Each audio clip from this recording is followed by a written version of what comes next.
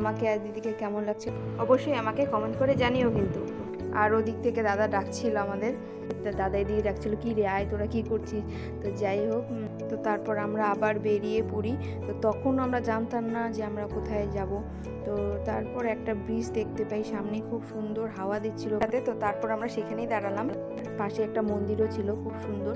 তো এই মন্দিরটায় আমরা আগেও এসেছিলাম একবার। আর এই যে এই ব্রিজটার কথাই বলছিলাম তোমাদের, এখানটা খুব সুন্দর হাওয়া দিচ্ছিল আর প্রায় সন্ধে সন্ধে নেমে এসেছিল, তাই আমরা এখানটাতেই দাঁড়ালাম।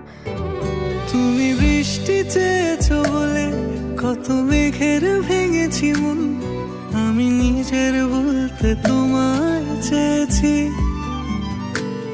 তুমি যাওনি কিছুই বলে আজও পাল্টে ফেলিনি মন, শুধু নিজের বলতে তোমায় চেয়েছি।